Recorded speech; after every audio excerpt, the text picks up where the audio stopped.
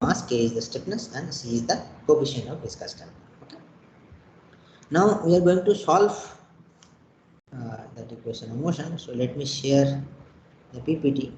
So now we are going to solve the basically equation of motion to obtain responses. So first we will try to see what the free vibration response. There is no forces. So but before that, I want to just skip one thing, that is phase angle, right? So let me just finish this thing, just 1 minute. Okay. So is the slide visible to you all? Yes, sir. So now I'll just finish this thing. I hope you have already read this because I have uploaded the slide. So this is very straightforward. So what is the phase angle? So phase angle is basically trying to say what is the the position of the two vector, you can say, in a rotating as a rotating vector. If I shown the two response quantity, let's say in this case it is x1 and x2, okay, which is given as a1 sin omega t. So that is the first one, has an amplitude of a1 and its frequency of omega. The second, another vector, that is x2. So that is a2 sin omega t plus phi. You see everything is same, just here so additional phi is added and amplitude is different, that doesn't matter. It can be same also, doesn't matter. But the thing is that, so how what is the phase difference between this x1 and x2? So I will show you graphically also, so that will be more clear. So what is the phase difference between x1 and x2 is the phi angle. Okay, so that means one is either ahead of that or another is lagging behind the other one. That's all. Okay, so let's say x1 is my op1, I am calling, and x2 is the vector op2. Okay, so then in that case we can say that the op2 leads op1, that means vector x2 is leading the vector x1 by angle phi. Okay, so you can also treat it like that. What is that? Just a minute. So you can say that the maximum of OP2 occurs phi radians earlier than the OP. So I am basically, this is calling OP1 vector, and this is I am calling as the OP2 vector. Okay, so OP2 leads by OP1 by angle phi. So I can say like this also, that maximum of OP2 occur phi radians earlier than maximum OP1. Okay, and so therefore we can say that these two vectors have a phase difference of angle phi. Okay, so instead of maxima you can similar position also you can define, you can consider to define the phase differences. Okay, and this terminology synchronous we will discuss in the context of multi-degree freedom system will come into the picture. So here it is, you just remember that if the both are under the same frequency, then it is called the synchronous motion. Okay? The frequency of oscillation is same basically. They might have a phase difference, they might have a different amplitude, but they have the same frequency. Then they are calling that synchronous. Okay. So you see the figure here. It looks like complicated, but nothing is there. Okay. Lot of just a notation written here. That's why it looks like complicated. So again the same thing. We are just, so here the vector are rotating in a circle. Okay. And we are plotting the projection of the vector over this vertical axis. Basically, we are plotting the projection of the vertical. So this is xt responses. So projection of the vector on the vertical axis, we are just plotting here. Okay. You see this is omega t. So how much angle it is covering? Theta. That is omega t. Okay. Omega is the angular speed. So t time after it is omega t. It is rotating. So what angular distance it is traveling? With the linear distance xt. Okay. By taking the projection of the vector over this vertical axis. Okay. So let us first consider that OP1, right? OP1 is the x1, a1 sin omega t. So that is OP1 is a vector, right? You can see this vector, right? OP1 rotating at a speed of omega, and it is making an angle omega t with the horizontal. So if you take the vertical projection, it will be, so basically OP1, which has a amplitude of how much? A1. So it is a1 sin omega t, right? Over the vertical axis. Is it clear? So OP1 is a vector which makes an angle. Forget about theta 1, it's just omega t, remember. Okay, omega t. Speed omega it is rotating, after t time it is omega t. So the projection on it is the a1 sin omega t. So you say it in here a1 sin omega t. Okay. So so this OP vector is rotating and its projection on the vertical axis. I can plot here and I can get this one. Okay, this figure. Okay. So obviously you can understand time t equals to 0. So the OP1 vector is lying in horizontal. So the projection is on the vertical axis is 0. So that's it starts from 0. You see, so time t equal to 0. And then it is doing like this, repeating. Another vector which is OP2, that is, we are calling it x2. That is a2 sin omega t. Everything same, amplitude different, but it is ahead by an angle phi. So you see, so omega t plus another angle phi. So omega t plus phi. Clear? That is OP2. Again, similarly, its projection on the vertical axis, okay, given as the anytime its responses. I mean the x distance. I mean the responses basically. So you have to sign omega t plus phi, right? Okay. So now obviously if I consider as far as the maximum is considered, so when the OP vector come here, okay, so then it is the maximum, right? That is the amplitude A1. And for this thing, OP2 when it is here, so this is the amplitude A2. So you can see so that the peak or the amplitude there occurring, and the difference is the difference in the angle is basically the phi, okay, right? Because this axis is representing the theta, how much angle it is covering. So this is the phase difference indicator. So this will be helpful to understand the next thing that we are going to discuss also. There the phase angle terminology will come. Okay, that is in some different context. Okay, but that will also come into the picture. Right. So now we will move to the discussion about solution of the equation of motion. Okay. So we have already developed our equation of motion. Now we have to solve it. Okay, and we have seen that the equation of motion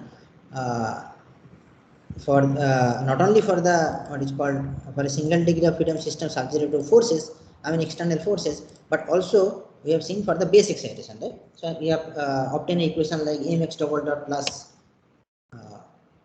cx dot plus kx, okay, equals to P effective. Remember P effective I discussed. Yeah, there is mx double dot plus cx plus kx equals to some P effective, which is nothing but minus of m into x double dot. That is the ground acceleration. Okay? So, and this is the more convenient way to represent the equation of motion for base acceleration, because in earthquake like scenario, so we usually measure the acceleration. That is the x double dot. Okay. So basically, this is nothing but you can treat it as some forces on the right hand side of the equation. Okay. So with this, we will first start with the phi vibration. So phi vibration means, as we discussed in some definition, right? Phi vibration, force vibration, damped vibration, undamped vibration. So phi vibration means there is no external forces acting. The vibration is solely due to some initial disturbance, initial velocity and initial displacement. Okay. So my equation is differential equation, right?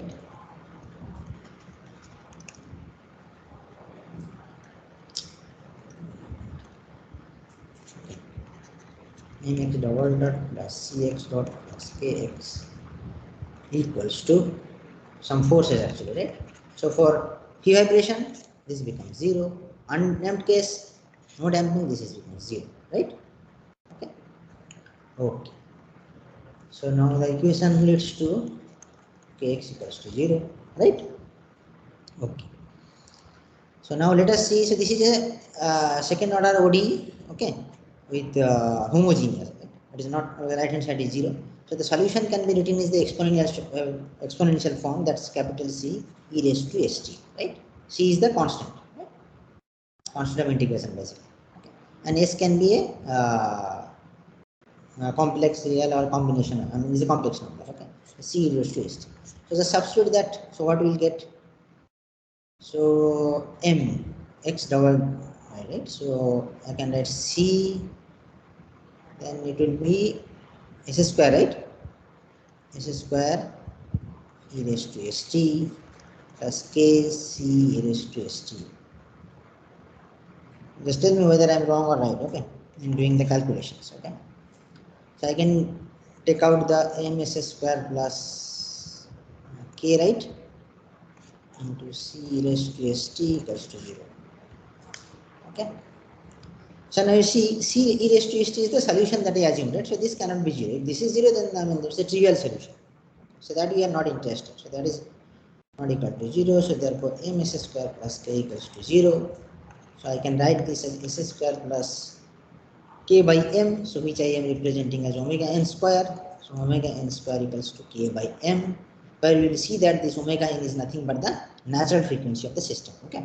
A natural why we are saying it is a natural frequency, because it is the property of the undamped system and free vibration. So we are not applying any external forces, and it is saying it is an undamped system. So if I give some initial disturbance, so the frequency at which it is oscillate, always it is oscillate, that is this natural frequency, that is omega n root over, omega n equals to root over k by m. Okay. So this is an algebraic equation, right? So it has two root. Okay. So this equation is also known as the characteristic equation, or it's called that eigenvalue problems, right? Okay. So this equals to 0, correct? So what is values of S? What is the value of S? Tell me. Plus or minus I omega. Huh? Plus or minus I omega n. There are two roots basically. One is plus I omega n and the second is the minus I omega n. So obviously the general solution I can write. So my solution is xc raised to st, right? So these are well known. So I can write my solution. Again I am repeating. So I am writing here. I am writing xt. Here I am not writing xt, but you have to remember that these are all time dependent. X is time dependent. Okay. So x equals to, so some c1, let's say e raised to uh, I omega n t. So that one solution plus c2 e raised to minus I omega n t. Okay. Got it? So this is the general solution. Okay. So the c1 and c2, this constant are in general complex. Okay. In general complex. But what is this? This is the response. The system response should be real, right? This is real. Okay. So here e raised to I omega t, right? So I already told you, right, the Euler transformation, that is, it can be written as cos omega n t plus I sin omega n t. I hope you know this, right? And then I think in the first lecture slide or somewhere I have discussed about this thing also, or you can easily see it from mathematics books. Or this is very simple actually. Okay. So let me just show you maybe. So e raised to I omega n t. Okay. That you can just expand it, right? Exponential expansion. So 1, I can write I omega n t plus 1 by 2 factorial I omega n t whole square plus 1 by 3 factorial I omega n t whole cube, and so on. Okay. Now collect the real term. Okay. That is I, then this will be real, right? And then plus I, that's the complex term, right? Imaginary term. So actually this expansion will represent you cos omega n t plus I, this expansion will represent you sin omega n t. So similarly I can write e raised to minus I omega n t is equals to cos omega n t minus of I sin omega n t. Got it? So that is a simple Euler transformation. Okay. So if you substitute that, okay, so you will find finally xt is equals to, so I am just doing the derivation completely. I could have skipped it, but anyway, no problem. Cos omega n t plus I c1 minus c2 sin omega n. What I have done, again repeating, so this I have got it right. Clear? Now e raised to I omega t as per Euler transformation, cos omega n t plus I sin omega t. How it is coming, I have shown here. Okay, we just expand it. Okay, plus other terms are there. Write the real terms plus I in the other terms. Okay, so you get this will get as an expansion of the cos omega n t, and this will be expansion of e raised to I omega n t. Okay, so you will find in the math book, mathematics book, e to the power I theta. Right? E raised to I theta equal to cos theta plus I sin theta. Okay, so here theta is basically omega n t. Okay. So similarly, raised to minus I omega n t is cos omega n t minus I sin omega n t, and substituting here, I can write it here. Okay. Now I will replace. This is a constant, right? C1, C2 constant. So this is also constant. This is also constant. So I am now introducing another thing. So I am calling this as a, let's say A, some A cos phi. So these are constant of integration. C1, C2. So these are also some constant of integration, right? And A sin phi for my convenience. Okay. Now substitute this thing and tell me what xt you got.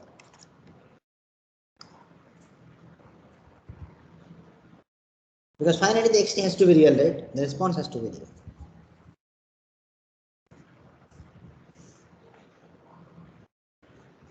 Yes.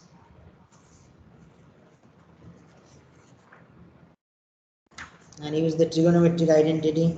What we have got?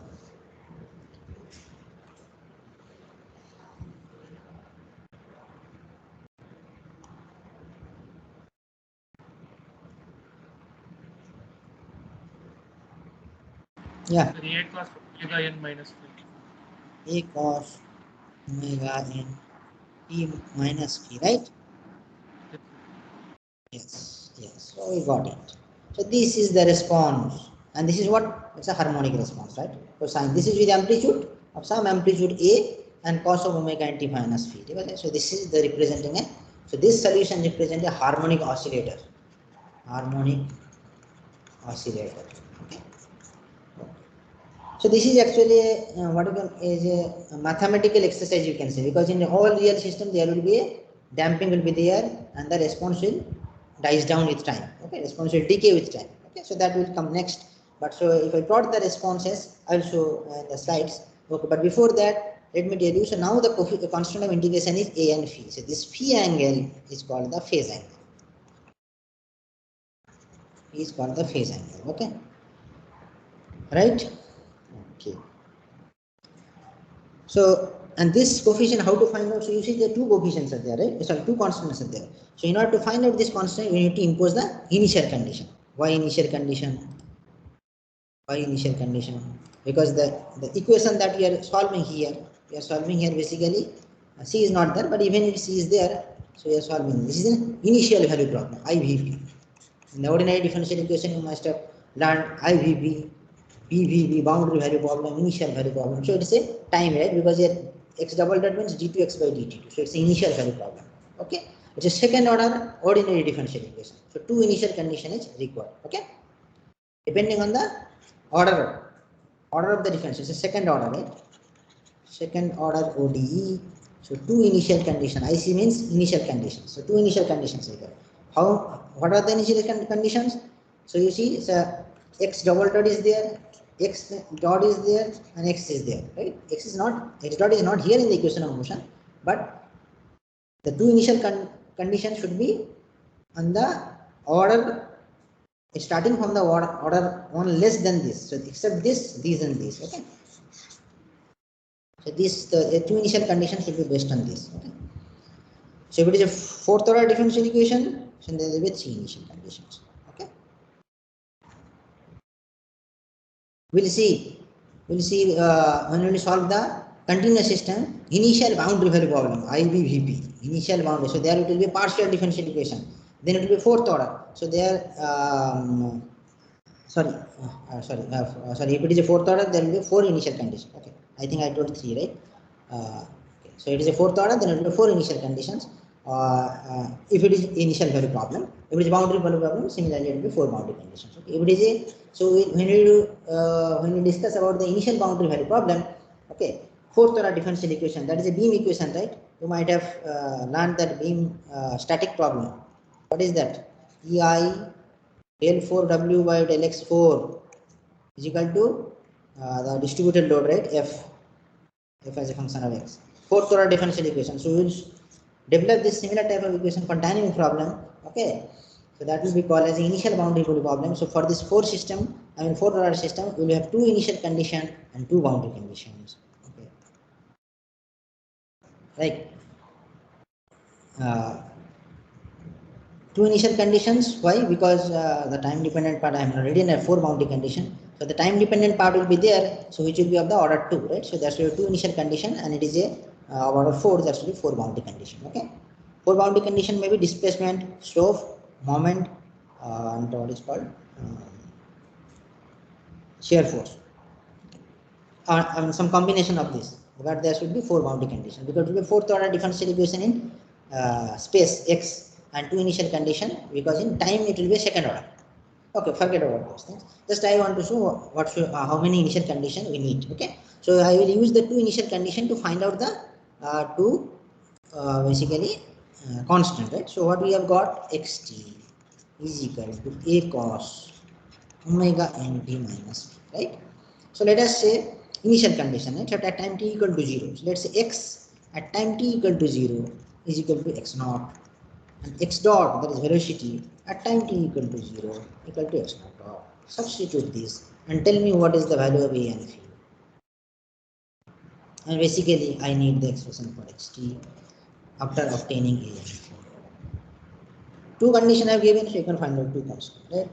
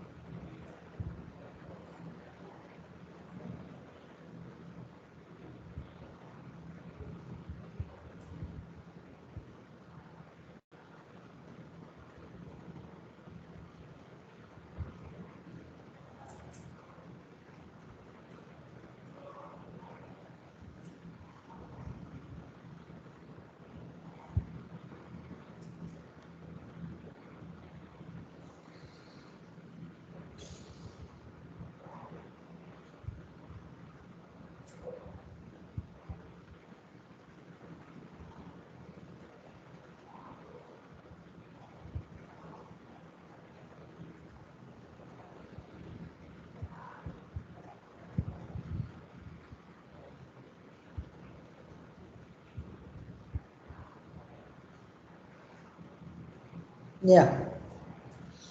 Anything you got? So what is xt? If I substitute this initial condition, this is x at time t equal to 0 is x naught, and x dot at time t equal to 0 is x naught dot. Okay. So find out what is the value of a and phi by using this initial conditions. Okay.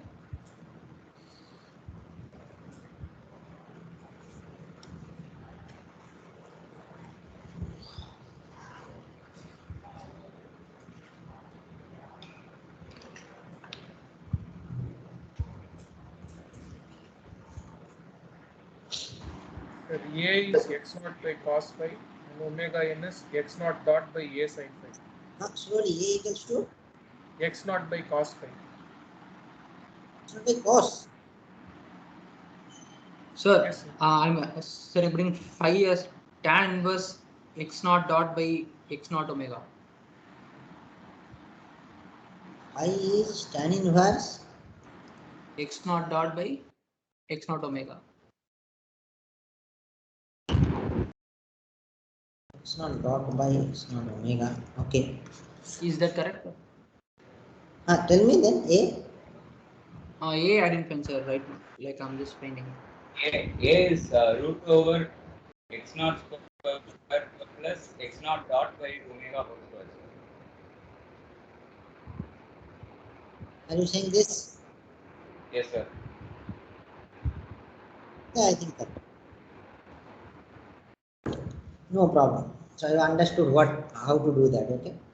So this is the phi is the tan inverse this thing. So x naught dot by, you see all initial conditions we are using. This is omega n, right, to represent the natural frequency. Okay.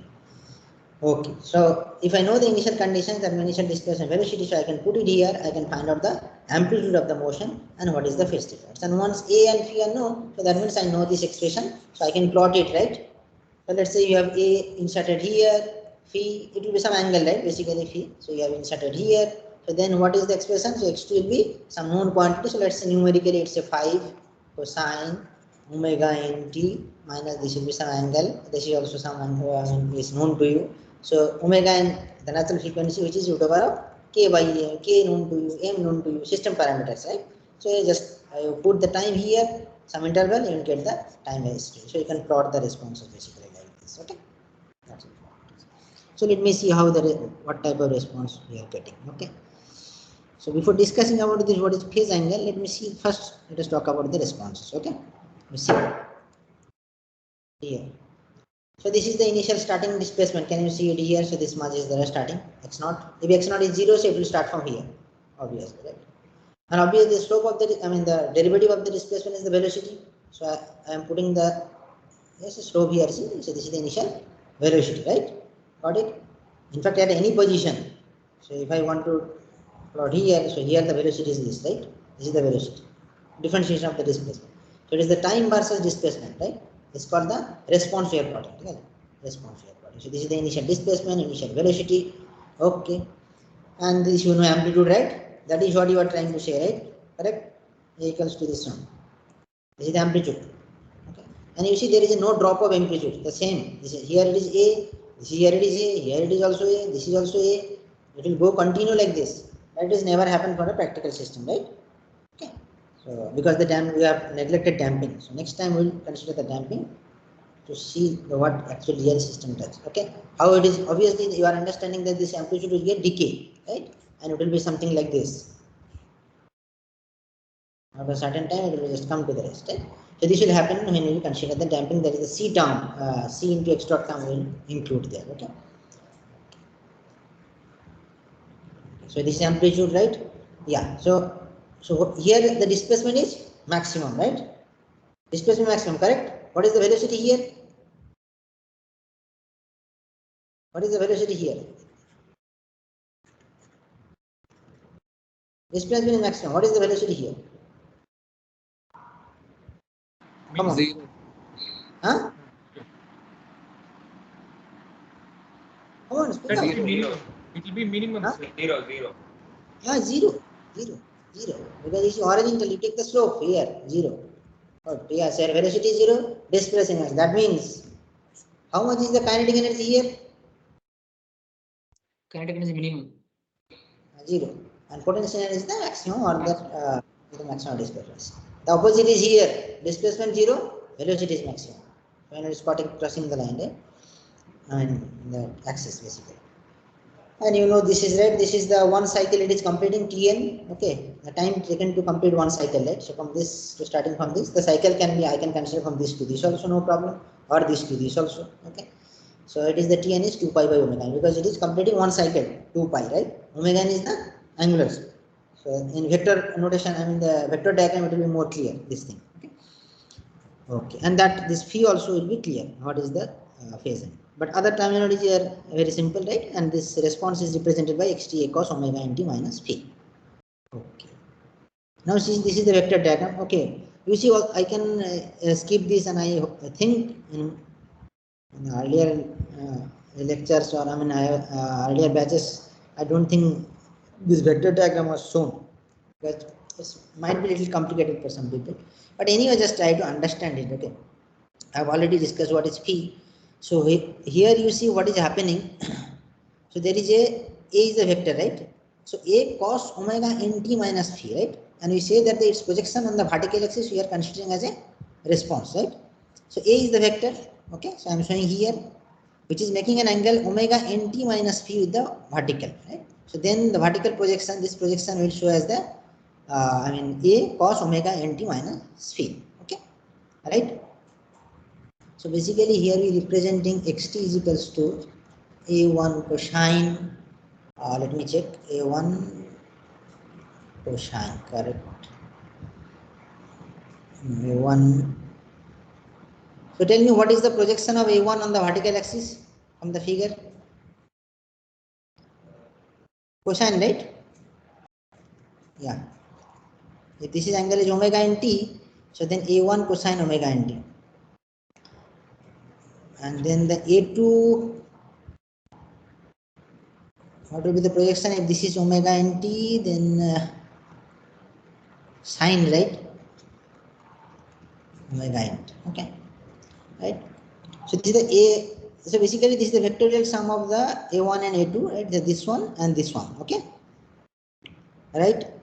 And this vector, that is the vector a1, which is representing the final response, that is a cos omega nt minus phi. Okay, so that is lagging behind this a1, right, vector by an angle phi. Okay, yes, you see a1 is here, okay, and a is here. So the peak, to reach a peak, okay, from the initial displacement, it is lagging by an angle phi. So it's a minus phi. That's why you see here it is minus phi, right? Minus phi quantity. So to reach the peak value, when the peak value is reached, right? So that is, I mean, this when a vector is come to here, right? A vector comes to here. So that is there. You understood? So it is showing by here. So when a vector is here, right? So that means omega nt minus phi equals to 0, cos 0. Right? Cos, so when xt will be a, this will be 1, right? Got it? So that means omega nt minus phi equals to 0. Correct? What is t? T will be phi by omega. Correct? Now just go back to the figure. It is time scale plot, t by xt, phi by omega, right? So that it is showing that this maximum is occurring from the starting from the initial value that x0 I have given here. So it is taking a time of phi by omega n. It's time, because it is time scale, time versus response. But here it is omega nt versus xt, right? So in terms of that, I am showing it is phi. Okay, it's a lagging behind. Got it?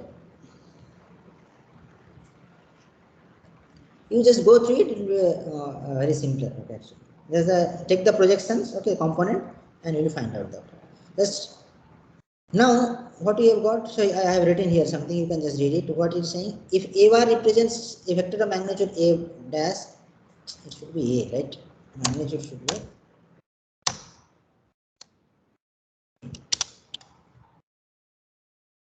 vector of magnitude A, and vector makes an angle omega t minus phi with respect to the vertical x-axis. Here I am saying that the making an angle with the vertical axis. So then the projection of A vector on x represent the response basically. Okay. So this angle, this omega nt, increases linearly with time. Obviously, you see phi is constant, right? Phi is constant. You just have seen that it is tan inverse something x. So what is called? I think x0 divided by x0 dot omega n or something, right?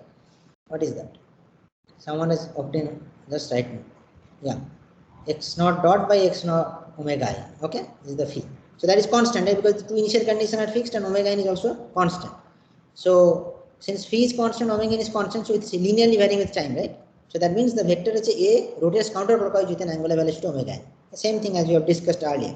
So as the vector rotates, projection varies harmonically, so that the motion repeats itself every time that A sweeps 2 pi angle. Right? 2 pi angle, one cycle it is completing. Correct? That is what it is. Okay, so here you see, so I mean Tn is the time in terms of time here in this plot. There is 2 pi by omega n. So that means one cycle when it is completing, that means 2 pi angle it is in that circle that I have shown in that figure, right? Omega n is angular speed. So 2 pi by omega n, that is the time taken to travel this. I mean to 2 pi angle travel. Okay, so that is called the time period. Okay, and the reciprocal f is the frequency of this. So 1 by f equals to that in hertz, 1 by Tn. Okay. Okay. So now what is there? So we have got xt is equals to a cos omega n t minus p. Now we can find out velocity and the acceleration. Okay, because we need displacement, not only displacement, we need velocity and acceleration. So what is that? Okay. This is simple, this is simple. Yeah, so from 7 we can find out x dot t is equals to, just differentiate it. Omega n a sine omega n t minus p, right? This p is something in different notation anyway. So what I can write it like this, right? Omega n a cos omega n t plus this by 2. So this is just an amplitude, right? So this is the amplitude of the velocity. And then cosine, you see omega n t minus p plus pi by 2. Okay. So it is just ahead, right? Understood? So that means I have written here. And you read it here that the velocity leads xt by pi by 2. Okay, then just take the second derivative, we'll get this. Okay, I can write this like this also, right? So there is x double dot t. Now see omega n t, this part was present in the displacement, right? Okay, so that is acceleration leads the displacement by angle pi. Okay, 180 degree. Completely out of phase actually. Yeah, as I told, in the real system there will be damping, so it will not be represented by the harmonic oscillator. Okay, so it is more of a mathematical concept than a physical reality. We can consider it sometime for a negligible damping, very small damping, right? So I will see what, I mean we'll discuss about what is small and how much damping present in the structural system. Okay. Now today's last topic is to discuss, and then one. Okay. Now, what we have seen, omega n natural frequency is root over of k by n. Correct? Stiffness mass. Okay. Now, how to can we find out omega n from the static displacement? How to find out that? Let's see. This mass is hanging in the vertical position. Okay. This is stiffness k. So, due to its own weight, there will be some static displacement. Right? So, now I am talking about static displacement. So, let's say this is the I think delta st or xst, what we are representing, xst or delta st for static displacement, xst, xs. So what will be the static displacement? mg by k. Very good. Okay. Let's substitute the k here. And what is k in, tell me?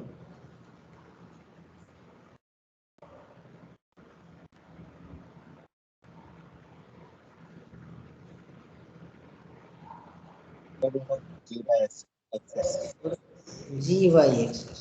Very good. This usually come as a short question in some time also. Okay. So this is the natural frequency. You see G is constant, right? 9.81 or 10, whatever. Okay. So you have to just find out the static displacement, and you can find out the natural frequency of the system. Got it? So just you can test the system like this, idealizing a single degree of freedom system, just to obtain static displacement. No dynamics here. Here just under the word, what is the static displacement, right? If you know the spring constant, I mean, you just, sorry, you don't have to know the spring constant, right? You from experiment you can find out. You just hang a body from a springs and see what is the static displacement is given. Okay. Then you just obtain that and put it here. So only by knowing this static displacement, you can find out the natural frequency of the system. Okay. Okay. Okay, now we can solve some problem. Okay, so I have given here one problem. You see, it is solved here actually. This is a very simple problem. Okay. So undamped single degree of freedom system has a mass of 1 kg. So m is 1 kg. Stiffness is 2500 Newton per meter. There is k is given here. So you can easily find out omega and right root over of k by m. So be careful about the units. Okay. Find the magnitude and phase of the response of the system when the initial displacement is minus 2 mm and initial velocity of 100 mm per second. Okay. So all data is given. So basically this is x dot. This is x naught dot. Okay. So I'm just writing here. This is m. This is k. This is x naught. This is x naught dot. So you can just use the formula directly to obtain this. Okay. So I'll suggest you to go through the whatever books you have, whatever I have suggested, or if you have downloaded any other, doesn't matter, any vibration books or dynamics, structural dynamics book, just go through the solved example, just through the solved example. Try to solve by yourself and then see. If you are unable to do that, you see the how they have solved it. Okay, so that will be helpful to gain more confidence. Okay, what you have studied. Okay. And here one example I have given here. Okay, I mean as a homework. So you can just do it. We will discuss later. So this is, you see, tower, right? Sorry, I mean the water tank basically. Okay, so you can idealize it as a single degree of freedom system with a lumped mass at the top. Okay. So the data are given here. Try to find out the natural frequency and time period of the lateral vibration of the tank. Response of the tank due to initial displacement of this. So you have to find out basically xt. Maximum velocity and acceleration encountered by the tank. What will be the maximum velocity and the acceleration? Okay. So just try to do that. We will discuss this later. And not this single problem. There are so many problems we will find out in books. Just go through that. Okay. And we will definitely solve some problem in the classes also. Okay. So I'll just stop it here. If you have any doubt, you can ask me.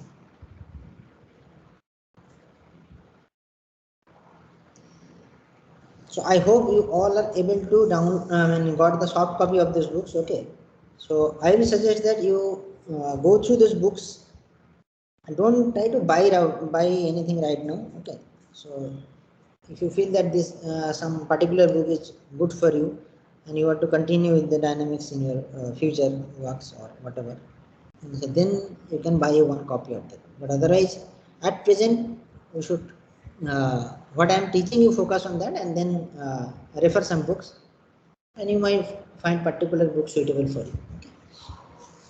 So just go through the soft copy, and so everyone able to got the soft copy of the all the books that I have mentioned, right?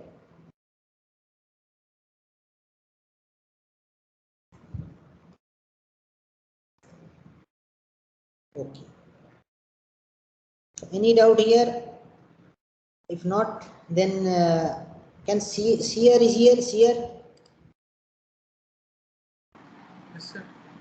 can you share the syllabus with me? I mean the course. Yeah, I will actually teach my way a little bit. Okay, but I want to see the syllabus content on your BTech curriculum. Do you have right now with you? Yes, sir. I have it. Just share with it. I think you have a time there. It is 11:15.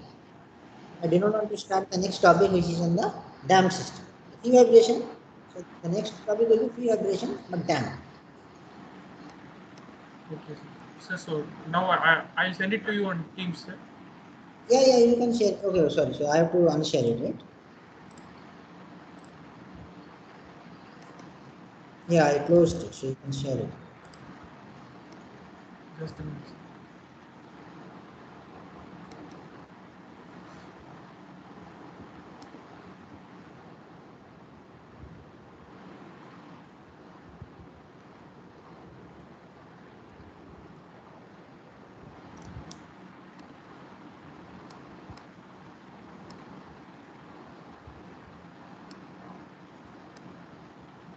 Sir, this one. It's coming. Yeah. Elementary structural dynamics. Course content, dynamic analysis, elements of vibratory system, and simple harmony. So that we are actually going through. Free vibration of a single degree of freedom system. Yeah, that started. Undamped and damped system. So undamped basically you have done. We'll do the damped system. Viscous damping, Coulomb damping. Yeah, we'll consider the viscous damping. Coulomb damping just we'll introduce. Evolution of damping, yes, we'll discuss. Then force vibration of undamped damped system. Very good. Structure subject of harmonic load. Yeah, that is the basics we'll cover. Resonance condition, dynamic amplification factor. Yeah, those will come. General types of load, Duhamel integral approach to solution. Okay. Vibration analyzing the Rayleigh method. Fine. Differential equation of motion. What is the multi-degree of freedom going? Okay, yeah, it's very stupid actually. This will come later actually. The differential equation of motion, thin beam flexure vibration analysis, beam function. Yeah, so it should come at the end. Yeah, okay. So remember that this part we will discuss at the end. Okay, this differential equation of motion, thin beam flexure vibration analysis, beam functions. What is beam function? That is eigenfunction actually, an eigenfunction. So this will come at the end. Okay, so we'll discuss that. This is a continuous system. Okay, so we'll derive the partial differential equation. Unfortunately, it is for only thin beam. That is Euler boundary beam. Okay, not the Timoshenko beam. Right? You remember that? Shear deformation we ignore, right? In our elementary beam theory, we ignore the shear deformation. So that is Euler boundary. Plane section remain plane. So this thing we have discussed. So no need to discuss about the Timoshenko. So if you consider the shear deformation, then it is a Timoshenko beam theory. So then free vibration of multi-degree freedom system, fine. Eigenvalue problem, Voyager's total alarm symbol, okay. But what is the solution? Dynamic amplification of general type Duhamel integral, okay. Is okay, small syllabus, so we can go slow. What is the references? Just go down. Go down it. Hello? Go down, go down. I want to see the references.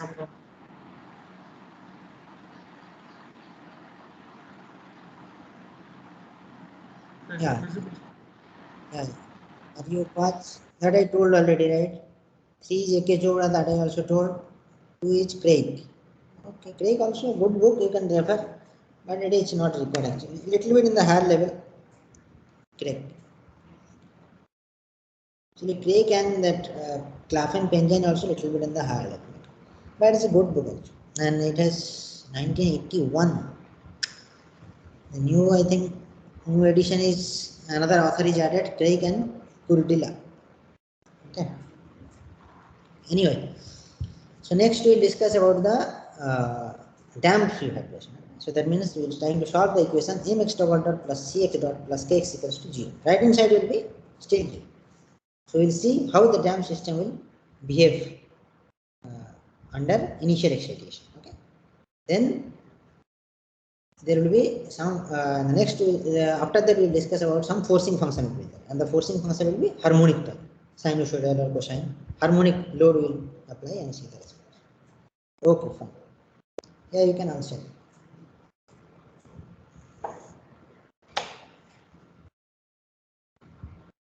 Okay, so with this we'll stop today.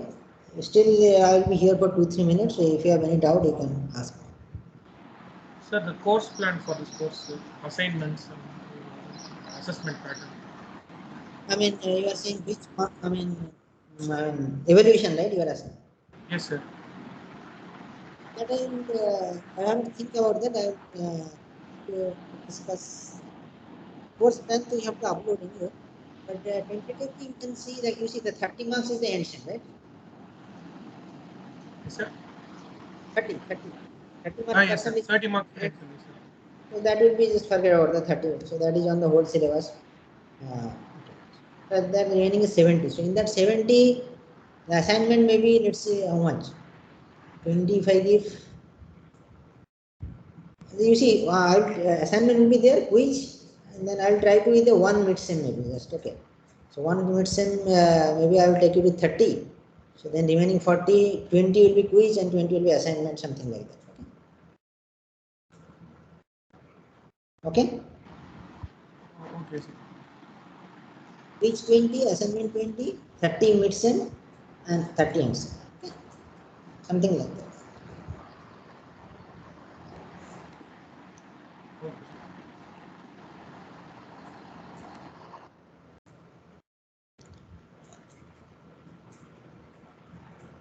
So just read on a daily basis little bit as I told you. Okay, then you will find this subject very interesting.